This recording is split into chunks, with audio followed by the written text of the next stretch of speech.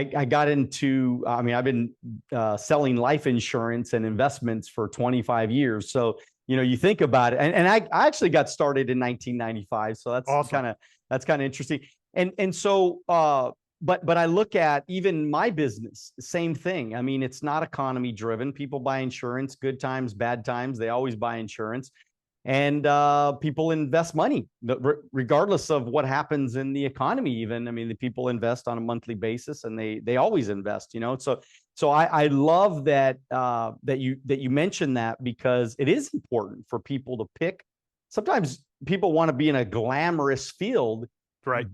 but it's really oftentimes the unglamorous fields that some of these people, they get really, really wealthy. I mean, we're doing over $1 billion a year in sales. And Awesome. so to be able to do that, if in a even though the economy's bad, inflation's at whatever rate, and interest rates are through the roof, people still buy insurance. That's right.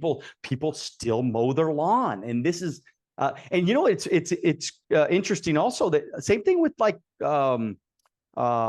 washing your car. Like, people don't wash their cars anymore. I used to always wash my car at the house.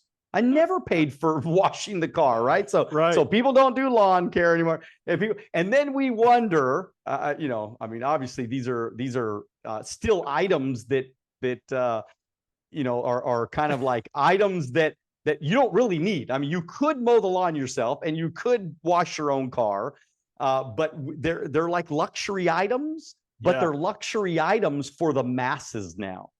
And If and somebody saw you in your driveway with a hose, a green yeah, hose, and a bucket and a sponge washing your car, they probably think yeah, you lost your mind.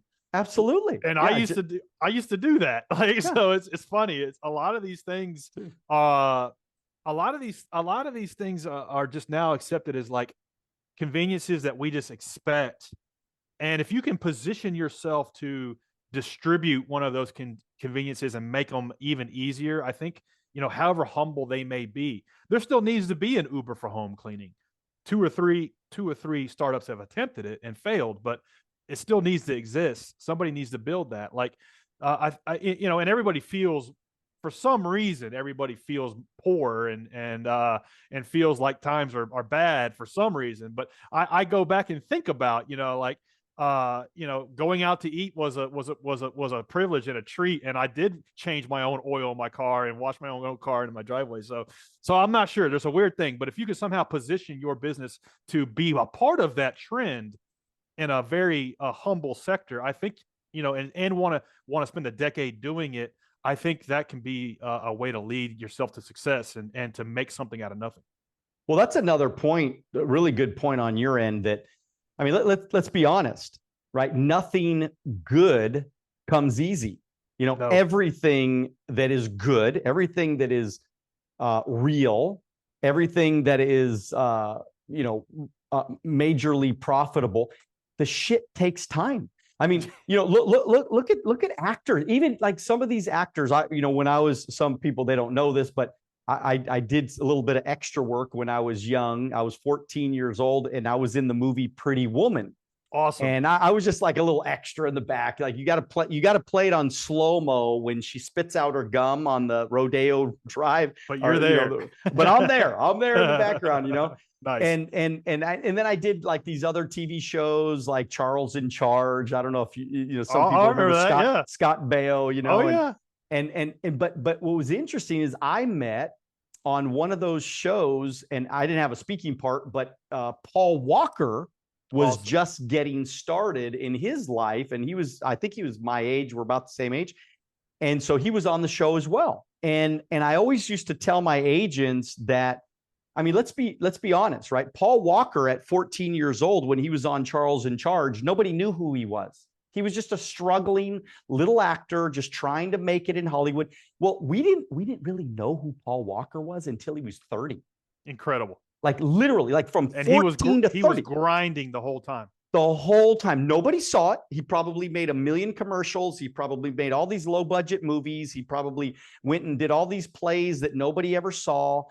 But people don't see what really like I could look at you and I could go, man, this guy's a stud. I mean, he's got an app that, you know, gets 300,000 downloads a day for business. And even if he made, you know, $1 on every dang, you know, click or, you know, whatever. I mean, $1 on every project that he ended up set. I mean, that's a lot of money that this guy's making, building something of value that makes our life a little bit easier, because I love it. I think it's a great product. And but nobody sees you up late at night. Nobody sees you early in the morning. Nobody sees you like you're you know, up in the middle of the night because you have this great idea, or you're stressed about something, or the damn app doesn't work and it sucks and it's clunky. And you're like, I just wasted $150,000 with these boneheads over here that didn't do it correctly or whatever happened. And then you go, but nobody sees that. Nobody sees the failures. Nobody sees the late nights. They just look at you and they go, that guy's lucky. That guy, you know, oh, right place, right time. He just had this brilliant idea to do this app and whatever. But guess what? We all had great ideas. We all have inventions in our mind. We all have thoughts to do. But you actually went and did it. You actually went. And by the way, $150,000, even though some people are like, well, I don't have $150,000. I don't have. Guess what? You could get a loan for $150,000. You could get investors for $150,000. You could, you know, beg for $150,000. I mean, there's so many people out there. If you have a great idea, they'll invest in you. So it's not about you having the $150,000. You did it. I mean, you actually went and hustled and grinded and found a crew of guys to build it with you. And you guys got up every day and you went to work and you tried to get better through the good times, through the bad times. 10 years later, everybody like 10 years. So that's a decade you spent of your life on one cause, trying to build one thing, one focus. No wonder you're successful.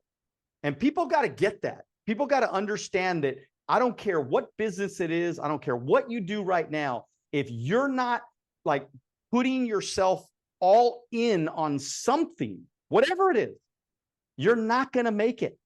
Building something great, becoming successful, getting some wealth on the beach is not easy. It's always hard. And the easier it is, the sleazier it is, right? I mean, there is no get rich quick scheme, man. That just doesn't exist in the world. And people are like, they're playing the lotto. They're hoping to get rich quick, and it just doesn't exist. So I don't know. What's your thoughts on that? I 100% agree. There are no overnight successes. Everyone that looks like an overnight success and you think it's an overnight success, it's always 5, 10, 15 years. It's always like, well, the thing, whatever it is you saw in the tech press or whatever, it was called something else and it was under the radar forever. And then it broke out as this other thing. Or they tried and failed 2 or 3 other companies for 5 or 10 years before that. And they learned from those lessons and they plowed all of the knowledge into the thing that did work. It's always 5, 10, 15 years of under the radar grind for the things that look like an overnight success. And it's always like little things done day in, day out, and they don't add up, they compound. And the next thing you know, 5 years or 10 years in, you're in a whole nother world. You're in a whole nother reality because you didn't give up and you stuck it out and you worked on that one thing and you just got better and better and better. And I love the parallels between startup life, starting a business, and the entertainment world, because for some reason people can grasp the entertainment world a little bit better, and they can hear that story about an unknown actor who just breaks out, and or a musician or something like that. And I talk about this a lot. I'm from Nashville, and every day we get probably 100 people move here who want to be the next big country music star. And one of the parallels I see a lot of is like, you start a business, you work on the business, you work on the app, you work on the website, you work on all the things getting the business going, and then you think that's the hard work. You think that's the hard part, but the hard part is actually getting customers. It's actually the sales. It's actually the marketing. It's actually the distribution. And the music business is just like that. Let's say you moved to Nashville. You learned how to play the guitar. You learned how to sing. You bought studio time. You cut an album. Right. Maybe you got signed. And like, you did all this stuff, hard stuff, and then you think that's the hard work, and then like, oh, I did all that hard work, And really the hard work is, can I get 10 people to show up to a show? That's the hard work. And that's where all of the success is made, is can I get the distribution? Can I get the exposure? And then whether it's the music business, the entertainment business, or starting a company, it's the same thing. The hard work is like building the company is, and cutting the album is table stakes. Getting 10 people to show up for a show, getting 10 people to give you a credit card number for a service, that's the hard work. And we over index on one and under index on the other. So just everybody, including myself, needs to be reminded of that. The hard part is the sales. If you like this clip and you want to watch another one, click right here. If you want to watch the entire podcast, click right here.